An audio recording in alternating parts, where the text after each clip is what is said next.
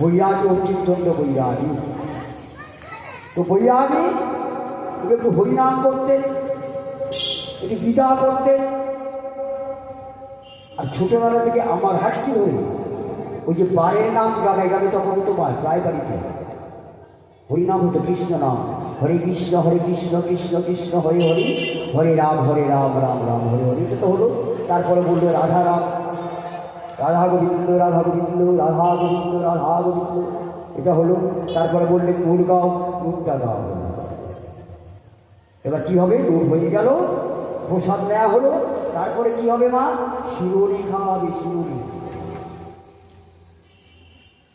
পাতা পাতা নয়, বাংলাতে বলি শিরোরি খাওয়ার লোভে লোভে যেতাম। অভাবের দিন তো খেতে পেতাম না। নিশ্চয়ই আপনারা সবাই জানেন যারা বয়স্ক আছে, একদিন কি অভাব দিয়েছে।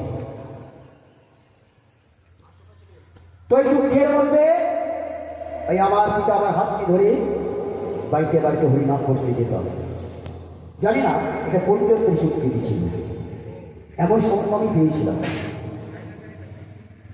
তাই তো ভাবো, আমার মতো একটা মূর্খ ছেলে আপনাদের মতো ভক্তদের চরণে একটু ভাগবত কথা বলার জন্য এসেছে। ভগবান সমস্ত ভাগবত বিদ্যাসাগর যিনি 7 জাহাজ শাস্ত্রের মধ্যে একটা জাহাজের এক কোণ থেকে যে কথা বই পড়েছিলেন, তাতে তার নাম হয়েছিল বিদ্যাসাগর। আমাদের মতো নরপতি কোথায়? দুটো একটা বইটি আমরা কি আলোচনা করি।